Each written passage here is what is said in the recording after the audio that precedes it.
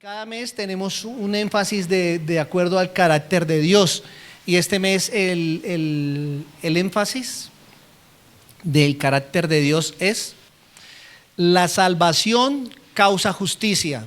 Y lo hemos visto entonces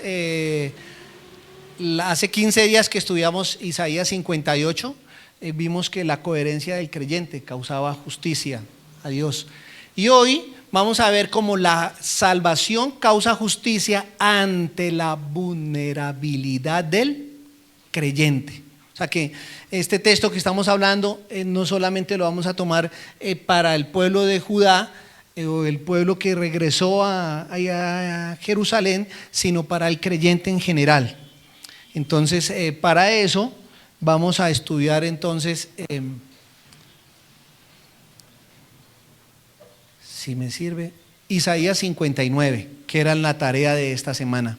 Y quisiera que abriésemos la palabra del Señor en Isaías 59, aunque yo tengo aquí el texto en Reina Valera 1960, y quisiera que lo leyésemos todos juntos.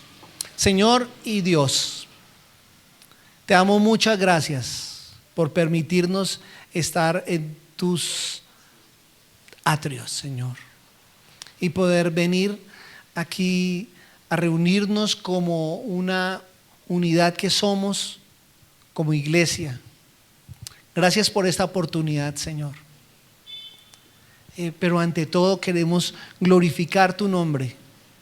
Queremos todos que tu nombre sea exaltado, y permite que sea exaltado a través de tu palabra, y que esta palabra tú hables a nuestro corazón y sea propicia para él, y nos ayude cada día a ser mejores hijos tuyos y poder modelarte de la manera en que tú quieres que te modelemos, Señor. Amén y amén. He aquí, no se ha acortado la mano de Jehová para salvar, ni se ha agravado su oído para oír, dice el Señor en estos dos primeros versículos. Quisiera recordar que él viene hablando, el mensaje de Isaías 58 y el mensaje de Isaías 59 es una unidad. Viene hablando, o sea, no es que vayamos a ver algo nuevo, sino el Señor le viene hablando al pueblo, y le viene hablando con respecto a lo que él le agrada, y cómo ese pueblo que regresó del exilio se comportaba. Pero ya han pasado varios años y parece que el pueblo ha olvidado, y el pueblo tampoco tiene como muy presente muchas cosas que para Dios son importantes, pero que para ellos parece que no lo fueran. Entonces el Señor escribe a través y les habla a través del profeta, y les da el mensaje. Y el mensaje del 58 es que recordase cuál era el ayuno que él le agradaba, cómo era el reposo que él quería.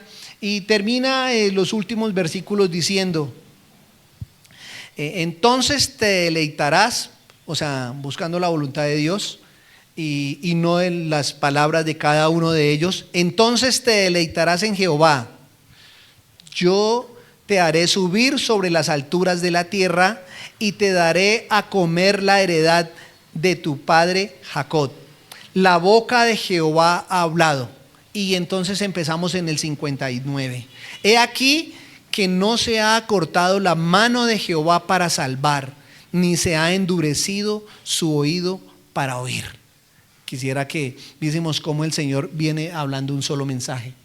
Y a pesar de cómo ellos se comportaban, hay algo que Dios les comienza a decir en este texto, y es que su mano no se ha acortado para salvarlos, sino que su mano más bien está extendida para poderlos asir y llevarlos a la salvación. Es así como es importante que nosotros entendamos que de lo que quiere hablarles el Señor es de la salvación. No solamente en el Nuevo Testamento hablamos de salvación, sino el Señor siempre ha querido que el ser humano sea salvo. Desde el momento en que desobedeció y que lo ha dejado a un segundo plano, Él siempre ha querido que el hombre se reconcilie con Él. Y para eso les va a comenzar diciendo que su brazo no está corto. O sea, que Él está dispuesto a extender su mano y alcanzarlos a salvación. Y también ni se ha agravado su oído para oír. O sea que Él está dispuesto a darles la mano, pero también está dispuesto a escucharles. Eso es lo que quiere Dios con el pueblo. A veces nosotros pensamos que a pesar de las circunstancias o de lo que esté sucediendo en nuestra vida, ya no tenemos una esperanza, ya no tenemos forma de ser salvos, porque Dios no nos escucha por A o por B motivo. Pero Dios le recuerda a este pueblo que Él no ha cortado su mano, ni él no los escucha. Pero a partir del verso 2, ese pero es un gran contraste con lo que Él hace, con lo que Él dispone a ellos. Dice: pero vuestras iniquidades han hecho división entre vosotros y vuestro Dios, y vuestros pecados han hecho ocultar de vosotros su rostro para no oír. Entonces, la actitud de Dios es una actitud de salvar, de escuchar al ser humano.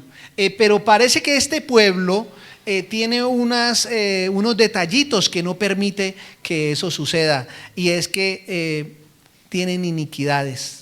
Y esas iniquidades, o sea, esos pecados conocidos, cuando la iniquidad y el pecado se puede diferenciar en algo, y es que yo sé que está mal, pero yo lo hago igualmente ignorando que está mal.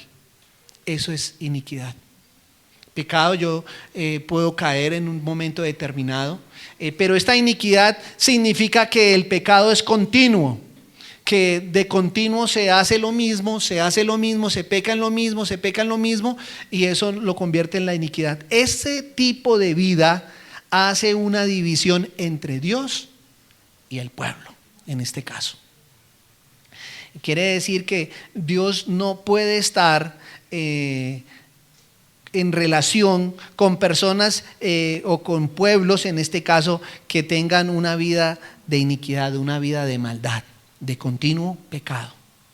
Eso hace que se dividan.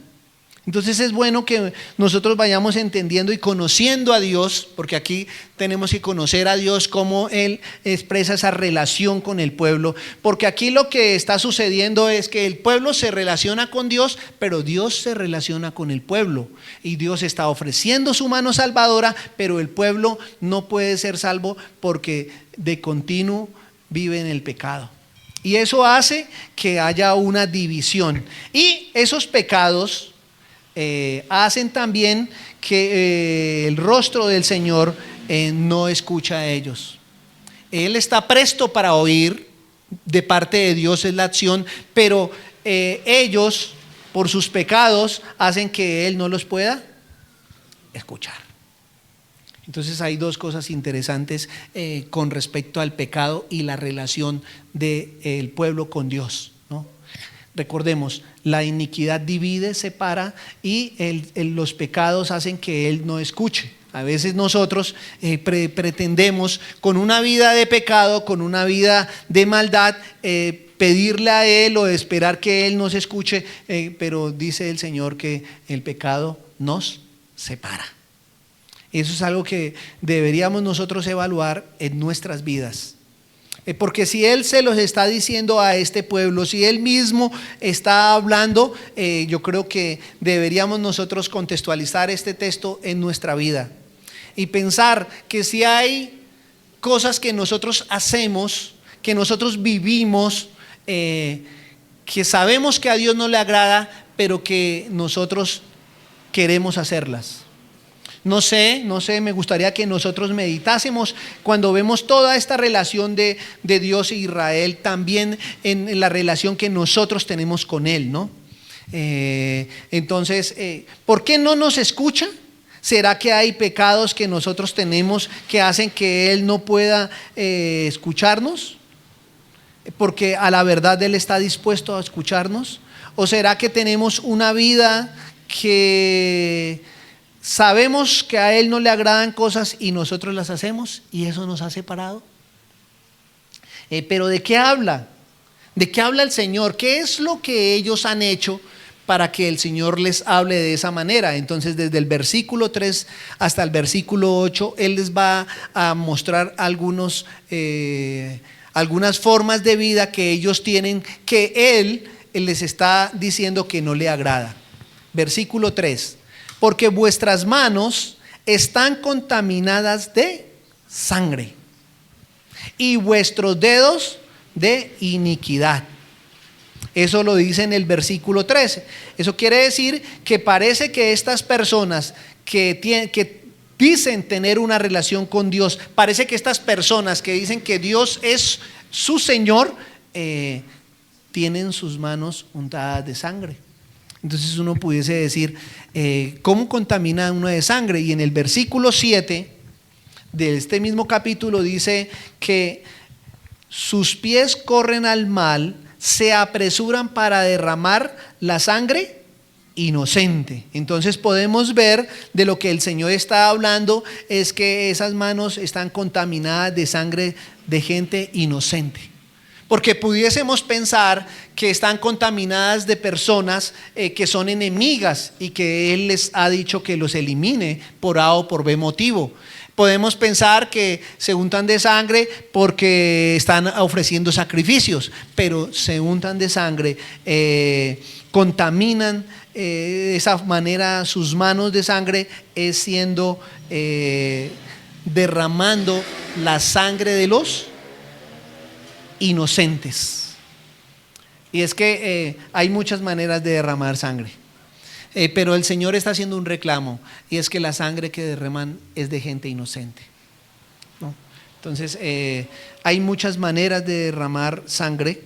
Por lo general siempre es en sacrificio, pero el Señor aquí les hace clarito el reclamo por ellos, y que sus dedos, o sea, donde alcanzan sus manos, están llenos de iniquidad.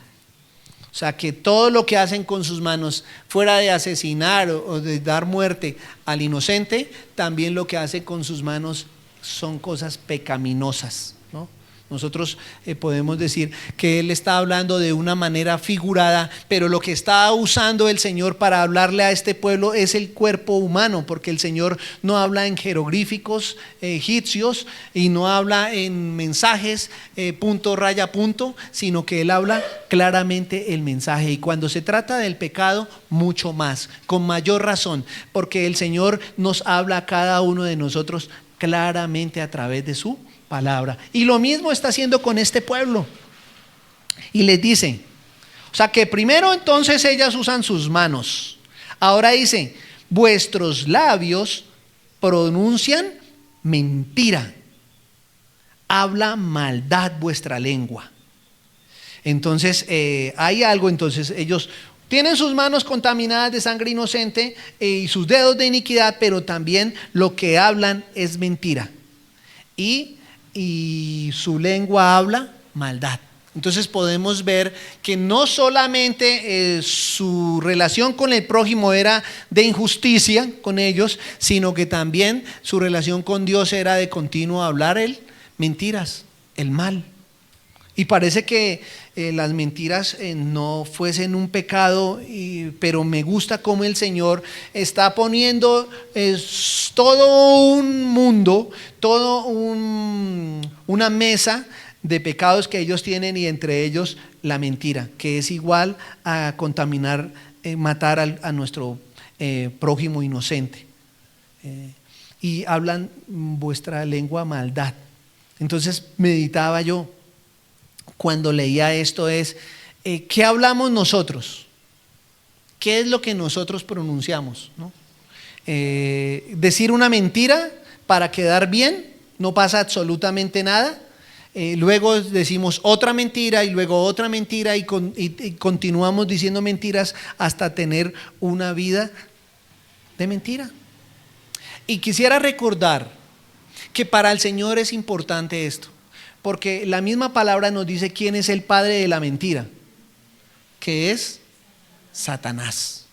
Entonces, cuando nosotros mentimos, no estamos agradando a Dios, sino ¿a quién? Al padre de la mentira.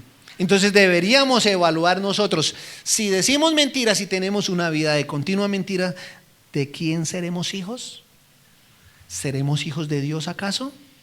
¿O estaremos obedeciendo a ese enemigo que tenemos en nuestra vida? ¿Y qué habla maldad? Vuestra lengua, qué mal, qué es lo que sale de nuestros labios a toda hora, cosas malas, malas. No está hablando de negativismo, porque habla es de la maldad. ¿Nuestra lengua acaso está ahí? ¿Estamos hablando como ellos hablaban? Y en el versículo 4 entonces nos dice cómo es que se da esto, ¿no? No hay quien clame por justicia, ni quien juzgue por la verdad. O sea que esa maldad hace que de continuo lo hagan y no hablan y todo lo que dicen es tan malo que no hay justicia, que nada de lo que se dice trae cosas justas, trae cosas equilibradas, ecuánimes, sino a toda hora cosas malvadas. Y no hay quien juzgue la verdad. ¿Cómo van a juzgar ellos si en su vida personal no lo viven? Yo creo que este mensaje que el Señor le está dando a este pueblo es un mensaje que les está confrontando su manera de vivir, su manera de actuar frente a los demás.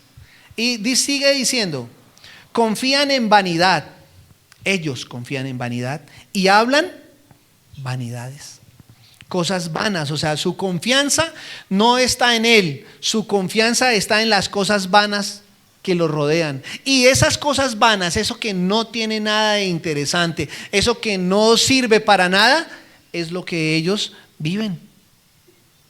Y hablar vanidades, en vez de confiar en el Señor y hablar del Señor, lo que hablan son cosas vanas. O sea que ahora les está hablando no solamente de sus hechos, sino de su interior, de su corazón, de su ser. ¿Dónde está su ser? En las cosas vanas de la vida. Y nosotros decimos, ¿cuáles son las cosas vanas de la vida? Todas las que no tienen que ver con el Señor. Todo aquello que no es acerca del Señor. Él nos puso en este mundo. Como cantamos aquí hoy en esas hermosas canciones que hoy escogieron los muchachos. Nos hizo para ser reyes y sacerdotes, ¿cierto? Y nos ufanamos y decimos qué bueno, pero es para anunciar las verdades de Él. No es para que nosotros tomemos una posición. Entonces, cuando lo hacemos, nos vamos llevando por las cosas vanas. Yo no sé qué sería vano en la vida de cada uno de nosotros. No sé. Para ellos, esto de confiar en vanidad y hablar vanidad los llevaba a concebir maldades y daban a luz a la iniquidad. Lo que tenía dentro, de lo que hablaban, de todo lo que los movía, eran cosas malas. Concebían maldades, o sea, estaba de continuo el mal y daban a luz a la iniquidad. ¿Y saben algo? Este es un pueblo que sigue a Dios. No estamos hablando un pueblo que no conoce a Dios. Por eso creo que se acerca más a nosotros que cualquiera de todas las otras palabras que Él ha hablado y que Él ha dicho y que tenían que ver con ellos. Estas se acercan a nosotros y tienen que ver con nuestro interior. Incuban huevos de áspides, o sea, de serpientes, y tejen telas de araña. El que comiere de sus huevos, morirá, y si los apretaren, saldrán víboras. Sus telas no servirán para vestir, ni de sus obras serán cubiertos. ¿Qué quiere decir? Incuban huevos de... ¿Qué son las áspides? Serpientes. Eso es lo que incubaban. ¿Y las serpientes qué traen? Gracias, hermana Patricia, veneno. veneno, y ellos incubaban esos huevos, y si ellos llegasen a comer de lo que incubaban, ustedes, ¿qué pasa que dice el Señor? Morirían. Era tal su veneno, era tal las cosas malas que hacían, que si se consumían ellos lo que ellos tenían dentro de su corazón, ¿qué pasaría? Moriría.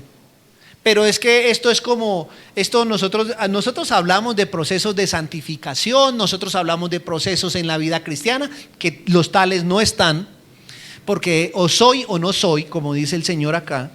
Pero sí vemos cómo el ser humano se va apartando y se va alejando de lo que el Señor quiere, hasta él llegar a estos ejemplos. El que está poniendo los ejemplos no es el profeta, es Dios quien les está hablando. Dios les conoce. Aparentemente este pueblo que había regresado, que amaba a Dios porque Dios lo había regresado a Jerusalén, que los llevaba en un proceso de reconstrucción de su templo, de reconstrucción de sus muros, pues este pueblo estaba incubando huevos de áspides. Y eran tan venenosos, tan malo lo que ellos estaban creando para sí, que morirían. Y ni hablar de las telarañas. ¿Cuál es la función de una telaraña? Enredar, atrapar, para poder consumir, ¿cierto? Eso es lo que, para eso las arañitas trabajan de una manera tan hermosa, y ellas lo hacen. Pero cuando el ser humano lo hace para pecar, eso no agrada a Dios. O sea que cuando entretejemos las cosas de pecado, cuando nosotros de pronto nos vamos contra el prójimo y armamos y hacemos artimañas para que caigan, hacemos artimañas para que ellos queden mal y nosotros quedemos bien, pues de pronto eso no le agrada al Señor y nosotros creemos que estamos haciendo bien. Es increíble que dentro de la misma vida cristiana mucha gente haga caer a otras, ¿no? Y se fije más por el pecado de aquel que del pecado de sí mismo. Y se arma toda una telaraña para que esa persona caiga y nosotros podamos quedar bien. Y sobre todo cuando lo que estamos haciendo está mal. Entonces es bueno que pensemos si esta palabra solamente era para ese pueblo que había vuelto o también es para hoy, es para el creyente. Sus pies corren al mal. El Señor ha hablado de sus manos, el Señor ha hablado de su corazón, de su lengua, de sus labios, y ahora habla de sus pies que corren al mal. Se apresuran a derramar la sangre inocente, o sea, a matar al que no tiene que ser muerto. Y sus pensamientos de iniquidad, destrucción y quebrantamiento hay en sus caminos. Wow, yo creo que aquí sí deberíamos pensar algo, y es cuando el Señor habla de esta manera, ¿cómo está nuestro camino con Él?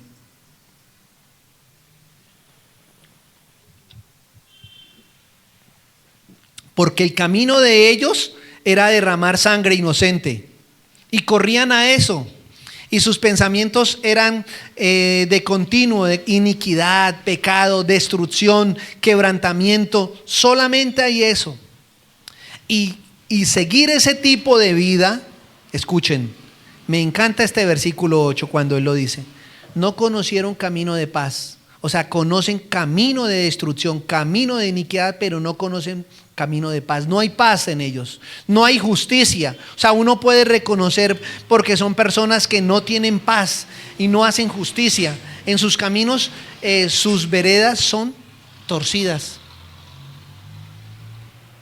Veredas torcidas. Cuando nosotros vamos, dice que el punto más cercano de un lugar a otro, ¿qué es? La línea recta. Y cuando es torcido, pues uno se demora más en llegar al punto final.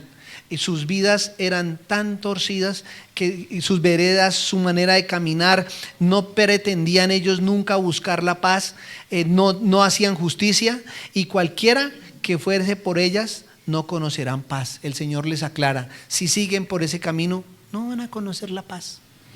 Entonces, Dios hablándole a este pueblo, el pueblo que le seguía, que le sigue hablando, que les había hablado del verdadero ayuno, que les había hablado del día de reposo, que les había hablado de su pecado, ahora en este capítulo 59 desnuda el pecado del pueblo. Y desde el principio les dice que este pecado ha hecho división entre él y ellos. Eso me pone a pensar a mí, que la salvación, porque él lo que quiere es la salvación, por eso empezó diciéndoles que no se ha cortado la mano de él, causa justicia, ellos no la quieren, no quieren hacer la justicia, pero la salvación que Dios les ofrece causa justicia ante la vulnerabilidad del creyente y su pecado. Es Dios quien ofrece esa salvación, porque el ser humano, ¿qué lo conlleva? ¿Qué lo tiene? Su pecado. Y aparentemente como que no, con lo que le está diciendo él, es como si el reclamo que Dios hace no es que esté diciéndoles es que esto es así, sino el reclamo que Dios hace es que eso no debería ser así. Y nosotros decimos del pecado, no, es que el pecado es fuerte, es que el pecado nos gana, es que el pecado está aquí a la puerta, y es que el pecado es un proceso de dejarlo. No, porque la mano del Señor está presta a nosotros. Y si nosotros pecamos de continuo, entonces ¿qué tenemos? ¿Tendríamos una relación con Él? No, entonces no nos engañemos. Lo único que hacemos es cada día hacer una brecha, una división entre la relación de Él con nosotros, como este pueblo la tenía. ¿Queremos que la salvación nos alcance? ¿Queremos vivir una vida de justicia? Tenemos que abandonar el pecado. Porque el reclamo del Señor es que este pueblo está dividido porque tiene un pecado fuerte.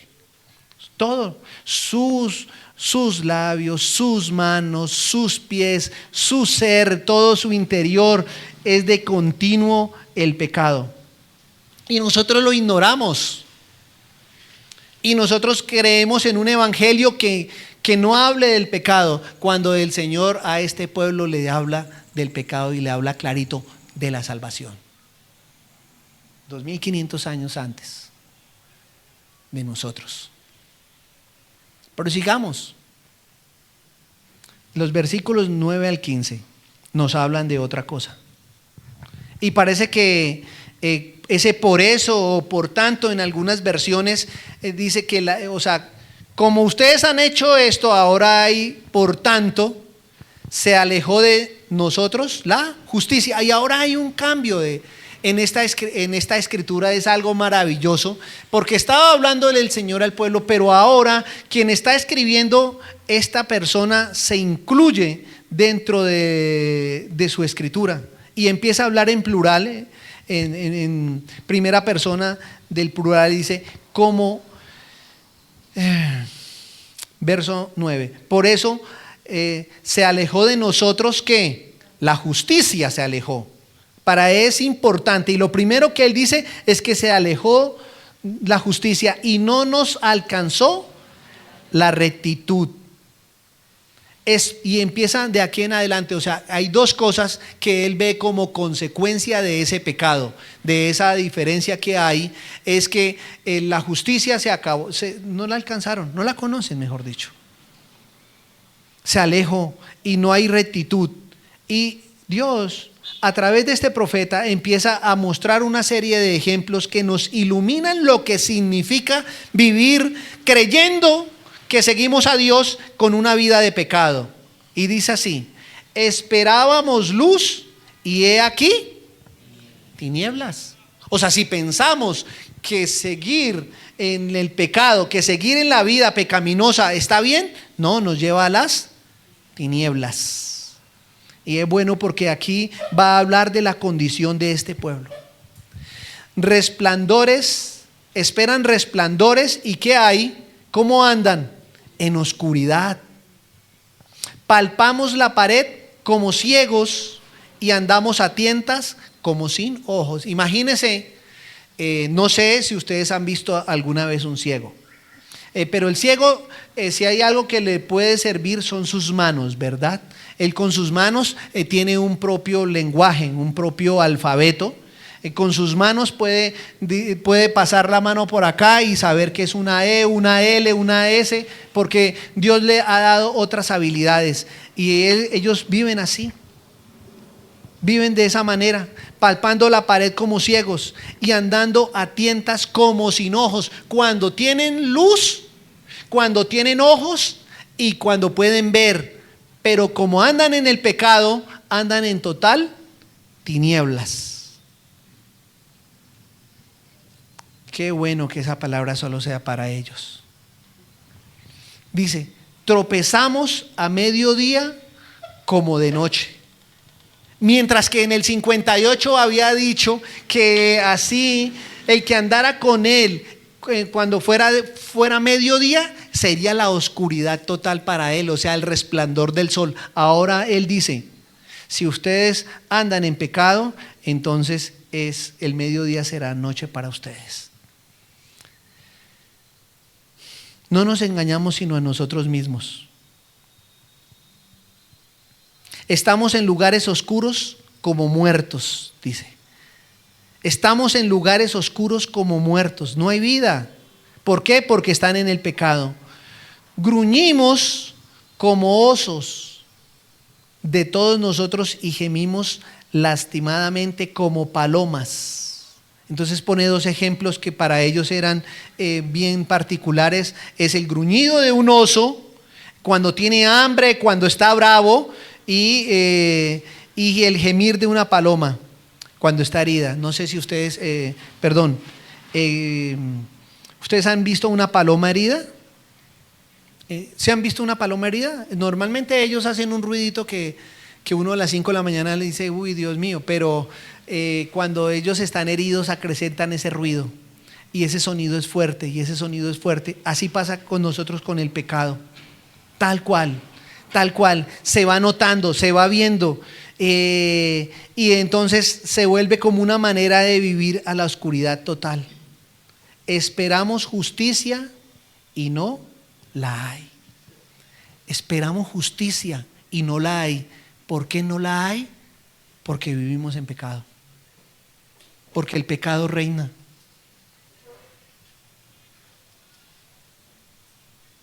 Y dice, salvación se alejó de nosotros. Justicia y salvación, ¿dónde están? ¿Dónde está la justicia y salvación? No la hay. No hay justicia y salvación para ellos. ¿Por qué? Por el pecado.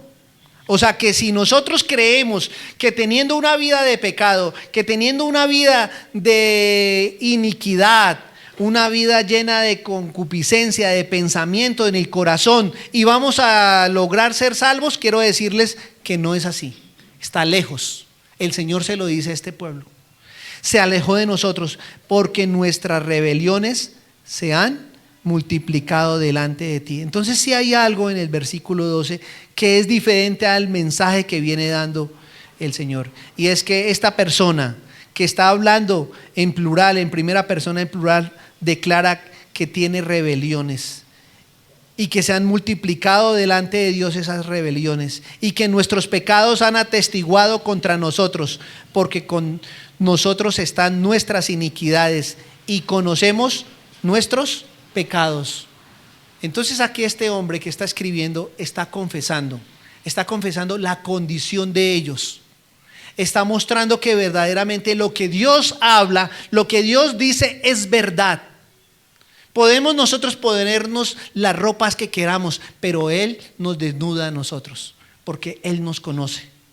Podemos venir acá de la manera más bonita del mundo, pero si vivimos en el pecado, nos estamos engañando a nosotros mismos, porque Él sabe cómo nos vamos delante de Él. Y si pensamos que vamos a conseguir la salvación porque venimos a la iglesia cada domingo o porque escuchamos la predicación, ya somos salvos y podemos vivir como queramos, no hay salvación.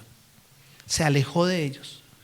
Porque nuestras rebeliones se han multiplicado delante de ti y nuestros pecados han atestiguado contra nosotros, porque con nosotros están nuestras iniquidades, y lo repite y lo repite y repite, y conocemos nuestros pecados. ¿Cuáles son? El prevaricar y mentir contra Dios. Ahora sí sabemos por qué era su palabra de mentiras. Lo que mentían era contra Dios. No es que esté diciendo que ahí llegó el cobrador, no, dígale que no estoy. Eso no es. Cuando Dios dice, cuando decimos que Dios habla a nosotros y que habló, y resulta que Dios no está hablando a nosotros, que Dios me mostró, que Dios me dijo, cuando tenemos un corazón que no es agradable a Él, pues nos estamos engañando a nosotros mismos, porque esos pensamientos no son sino mentira contra Dios. Y apartarse en pos de nuestro Dios, el hablar calumnia, ahora sí está expresando todo lo que ellos viven, calumnian, revelan, concebir y proferir de corazón palabras de mentira. Y el derecho se retiró y la justicia se puso lejos, porque la verdad tropezó en la plaza y la iniquidad no pudo venir. La equidad no pudo venir y la verdad fue detenida. Y el que se apartó del mal fue puesto en prisión. Estos hombres ponían en prisión a la gente que hacía el bien. Es como la palabra dice, que a lo bueno le dirán malo y a lo malo bueno. Entonces aquellos que querían hacer la voluntad de Dios y apartarse del mal, los ponían en prisión. Y por culpa del pecado, entonces la justicia se puso lejos. No había verdad en ellos. La equidad no podía venir porque la verdad fue detenida por culpa del pecado. Pero hay algo que tiene este hombre que escribe, y es que reconoce su condición. Dios desnuda, Dios habla, Dios dice, Dios nos habla a través de su Espíritu y de su palabra. ¿Qué es lo que nos está alejando de Él? Lo que tendríamos que hacer nosotros es reconocer eso que nos aleja de Él, para encontrar entonces lo que necesitamos, para encontrar que la salvación cause justicia ante la vulnerabilidad del creyente. Entonces deberíamos arrepentirnos. Su arrepentimiento causa salvación. Esa salvación causa la justicia. Este hombre que escribe acá desde el versículo 12 está reconociendo su condición. Cuando uno empieza, lo primero que para arrepentirse es reconocer que yo soy pecador.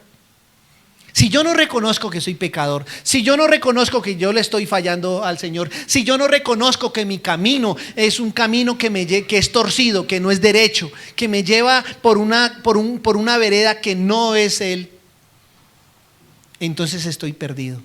Pero si yo reconozco que el pecado está en mí, que el pecado me gobierna, que el pecado me domina, entonces puedo alcanzar la salvación y causar esa justicia. Yo siendo culpable, Él me hace inocente, Él me justifica. ¿Qué tengo que hacer? Reconocer, arrepentirme. Y arrepentimiento significa dejar de hacerlo, no continuar haciéndolo. Porque nosotros muchas veces venimos a la iglesia, el Señor nos habla, hablamos de los pecados, tomamos la decisión de dejarlo, pero resulta que a los 10 minutos se nos olvida y volvemos. ¿Habrá habido un verdadero arrepentimiento? Ok, lo dicen ustedes, no yo. Pero seguimos. Esto lo dividí yo porque hasta la primera parte del capítulo 15 tiene que ver con su condición y cómo ellos hacían, cómo vivían el pecado. Pero después de la segunda parte del versículo 15 cambia todo. Y quisiera que le pusiésemos mucho cuidado a lo que viene. Y dice así: y lo vio Jehová y desagradó a sus ojos, porque pereció el derecho. ¿Qué es lo que al Señor le desagradó? Que ellos no tuvieran justicia, que el derecho no existiera. Y vio que no había hombre y se maravilló que no hubiera quien se interpusiese. No había nadie que se interpusiese. Y lo salvó, ¿qué? Su brazo. Y le afirmó su misma justicia. ¿La justicia de quién? De Dios. Entonces Dios sí hace algo. Y des en cuenta que tanto hablamos de la salvación y de la justicia, que en este capítulo Dios desnuda la importancia entre la salvación y la justicia. Él mismo entonces dice que lo salvó su brazo. ¿Qué dijo en el versículo 1 del capítulo 59? ¿Cómo? ¿Cómo estaba el brazo de él? Estaba extendido. Ahora sí entendemos. ¿Cuándo puede extender él la mano? ¿Cuándo puede llegar? Cuando las personas se arrepienten. De lo contrario no hay salvación. De lo contrario no viene la justicia. No hay otra manera. Eso no son oraciones mágicas. Es una forma de vivir diferente, muriendo al pecado, viviendo en arrepentimiento. Si fallamos diariamente, el verdadero arrepentimiento nos debería llevar a un cambio total de vida. Pero pasan muchos años y son los mismos pecados, las mismas condiciones, las mismas oraciones y la vida no cambia. Y saben, hay algo que él había dicho antes que nosotros no valoramos, es que no hay paz. Y qué difícil es vivir en angustia. Y qué difícil es vivir lleno de remordimientos. Cuando la cifra de suicidios, cuando comenzó el movimiento LGTBI, HIJK, LMOPQ, todo ese movimiento, se ha triplicado. Si antes había un suicidio, ahora hay 4 o 5 suicidios. Yo no pongo las cifras están ahí. Personas que están llenas de su pecado y su pecado no les da esperanza de vida. Sus pecados no les da paz. Ellos defienden su movimiento, pero no tienen paz, no la encuentran. Lo hablan con orgullo, cuando el padre del orgullo es Satanás. Hablan empezando por ese lado. ¿Saben por qué? Porque el pecado lleva a la muerte. Hay que valorar la paz. Cuando uno es un pecador y se arrepiente de corazón y el Señor extiende su brazo y uno se acia de Él y se afirma en Él y afirma una vida de justicia, entonces la paz llegará al corazón. Muchos de los cristianos viven sin paz. Muchos. Pregunto, ¿cómo un hombre cristiano puede vivir sin paz si es una promesa que Él da cuando encontramos la salvación? ¿No será que no la hemos encontrado y que nos engañamos a nosotros mismos? ¿No será que la fórmula que pensamos que usamos no la es? Y ahí dice, versículo 17, y este versículo es sumamente importante como los demás, dice, pues la justicia se vistió como de una coraza, con yelmo de salvación en su cabeza. O sea que aquí sí habla de vestir. Y nosotros, cuando leemos Efesios 6, versículo 10 en adelante, que está la armadura, decimos, mire Pablo cómo la presenta. 2500 años antes estaba escrita. Perdón, 500 años antes estaba escrita. 600. Habla de ponerse 2 cosas, de vivir, porque está dándoles Dios herramientas, nos está dando Dios herramientas para poder vencer al pecado, porque Él ya lo derrotó, Él ya lo dio la victoria, pero nosotros ¿qué hacemos frente a Él? Entonces nos da dos herramientas para poder vencerlo. Uno, y voy a comenzar por la cabeza, es el yelmo de la salvación. Yelmo es un casco que usaban los antiguos guerreros para protegerse de flechas, lanzas y piedras que tiraban en las batallas. Ellos usaban ese yelmo y ese yelmo les protegía su cabeza. Nosotros nos debemos proteger pensando en la salvación. Cuando estemos en la orilla del pecado, cuando estemos en el filo del pecado, entonces nosotros debemos pensar, protegernos, pensando en cuánto costó la salvación para nosotros. Y pensar en ella. Si me lanzo al pecado, si me lanzo al precipicio, estoy muerto. Pero si pienso, si me protejo, si mi mente está pensando en la obra de Cristo, si cuando yo lo voy a hacer pienso lo que le costó a Cristo, cuánto su vida, lo que dio Dios por eso, entonces yo debería detenerme y no pecar. Pero ¿sabe qué hacemos? Lo que hacía este pueblo. Su corazón se deleitaba en el pecado, y cuando el corazón se deleita en el pecado no hay nada. Por eso es la segunda herramienta que Él da. Y esto no es que yo me la pongo, porque cuando yo hace muchos años estaba en otra iglesia, decía: pase aquí al frente, coloquémonos la armadura de Dios. A ver, digan ustedes todos: me coloco el yelmo de la salvación, me coloco la coraza. Y uno pensaba y uno se iba: yo estoy más derramado que cualquier ladrón, pues.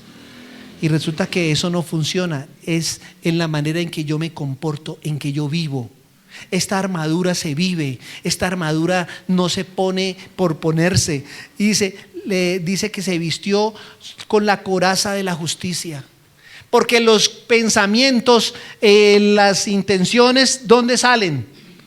Del corazón. Y entonces, si yo me revisto de justicia, si yo me equilibrio, si yo pienso que lo que yo tengo acá me protege, y me protejo con todos los dardos del pecado, y me protejo con Él, y solo pienso en Él, y digo: la coraza de la justicia, debo vivir justamente. Si Él dio mi vida si Él dio la vida de Él por mí, entonces ¿cómo debería vivir yo? Y encuentro el equilibrio, ¿saben? Pero nosotros no lo vemos así como cristianos. Es mejor ilusionarnos que nos la ponemos.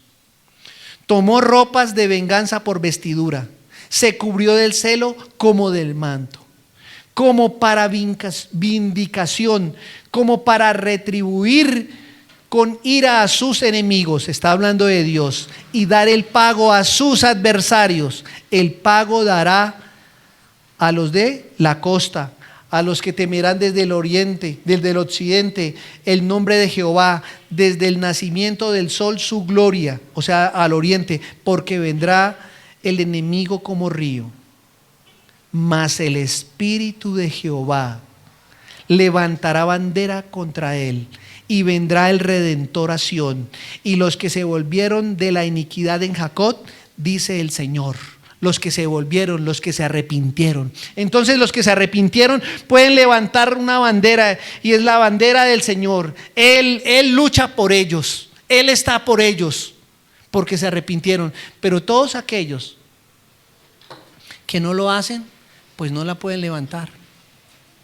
Hay algo interesante en esto que está hablando el texto, y es que habla que la salvación es para todos. Desde el occidente hasta el oriente,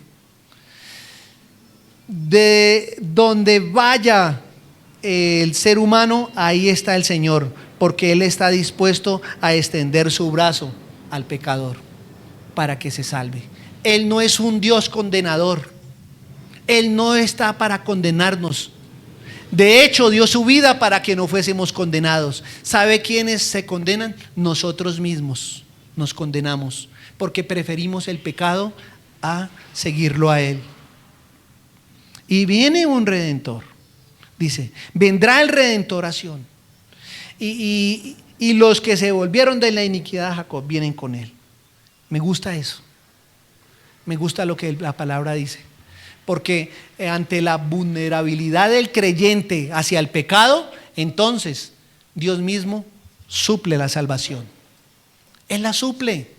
La salvación Él la da. Él es el que redime. Al que se merece el castigo, Él lo hace inocente. Pero nosotros no sé si valoramos eso. Para Él es la salvación. Por eso cuando la gente se pone a pelear de que si se pierde o no se pierde, es porque no hemos entendido la salvación. Y mucha gente dice, no, es que cómo se va a perder algo que no se tiene. ¿De qué se trata? ¿Acaso no se trata de abandonar el pecado, que es lo que nos divide con Él? ¿Acaso no se trata de seguir un camino recto en vez de seguir veredas torcidas? ¿Acaso no se trata de tener una mente puesta en Él, en la salvación, en estar con Él? A veces se nos olvida por qué venimos a la iglesia. Y el versículo 21 dice así: y este será mi pacto con ellos. Está hablando Dios, el Salvador.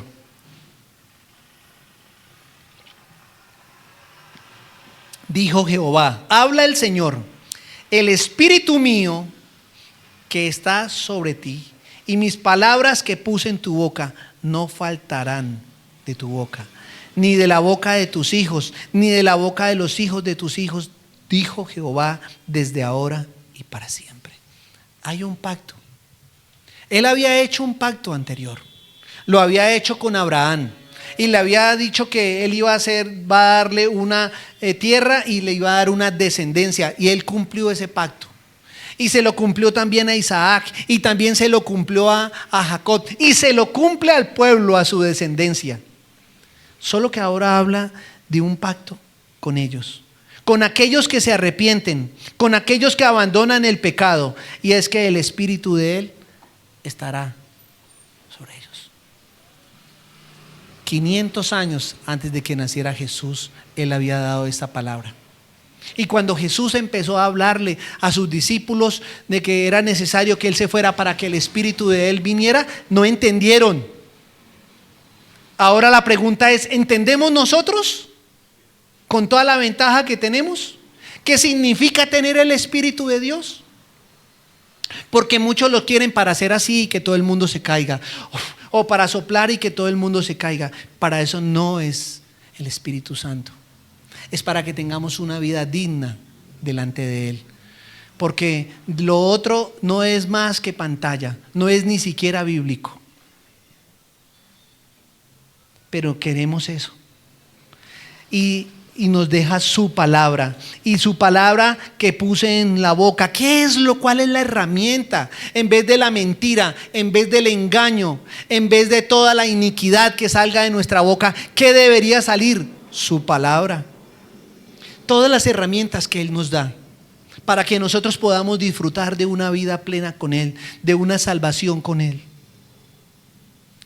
Porque la salvación causa justicia ante la vulnerabilidad del creyente. Ay, si diera.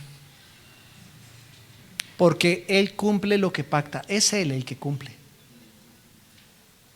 Es Él el que cumple el pacto. En verdad, el hombre siempre falla en el pacto. Dios no. Aunque Él le dio una palabra a Abraham y Abraham le hizo caso a Sara y se consiguió a Agar, Dios cumplió su palabra. Aunque Jacob engañó a su padre para tener la bendición, Dios cumplió su palabra. Aunque el pueblo se desvió y yendo a la esclavitud, porque era propósito de Dios para hacer luz a las naciones y que todas las naciones vieran quién era Él y lo conocieran, Él cumplió el pacto. Hay un nuevo pacto para nosotros. Él lo hizo, Él nos lo dio en Cristo Jesús. Quisiera recordar por allá en Marcos capítulo 14, dice el Señor que mientras comían, dice Marcos, comían, Jesús tomó el pan, lo bendijo y lo partió y les dio diciendo: tomad, esto es mi cuerpo. Después tomó la copa y habiendo dado gracias les dijo, y bebieron de ella todos, y les dijo: esta es mi sangre del nuevo pacto, que por muchos es derramada. De cierto os digo que no beberé más del fruto de la vid hasta aquel día en que lo beba de nuevo en el reino de los cielos. Ese nuevo pacto está en Cristo, en su vida. Él se hizo hombre.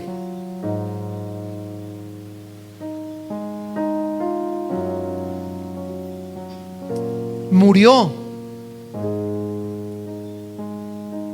Fue sepultado. Pero resucitó para darnos la victoria. Pero esa victoria es contra el pecado. Porque el pecado ya no reina. El pecado está en nosotros, pero no reina en nosotros.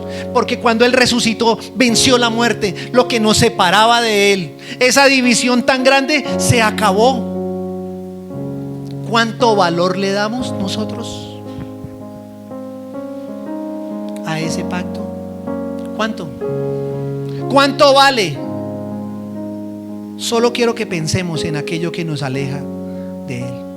¿Cuánto vale lo que el Espíritu Santo traiga a su mente? De eso que usted hace mal, que nadie quiere que sepa, pero que lo hace mal. De las cosas que Él ha dicho que renunciemos, pero que no renunciamos.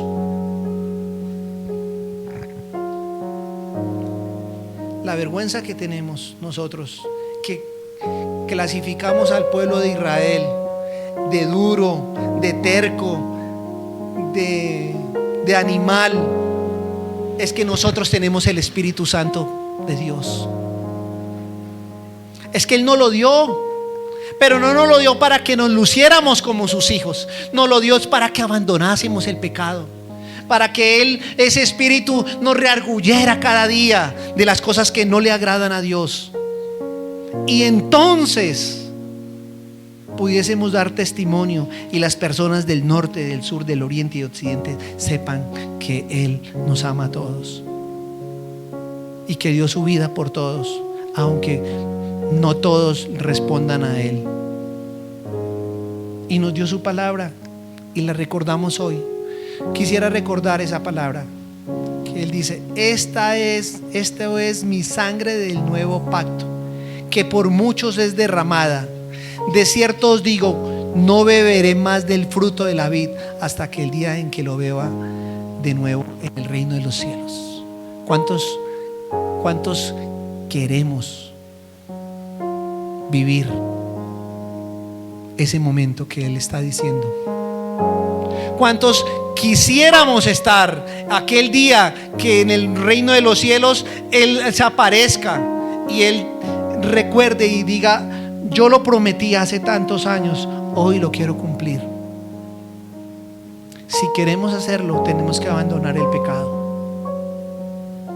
Y hoy, que es el día de la cena, recordásemos ese pacto nuevo, ese pacto que Él hizo para con nosotros. Señor, como tú vives en nosotros, el pecado está derrotado. Permítenos inclinar nuestro corazón en esta hora y que tú lo puedas examinar y que tú nos puedas decir cómo está. Ayúdanos, Señor, porque un día queremos contigo estar allá para vivir contigo por la eternidad.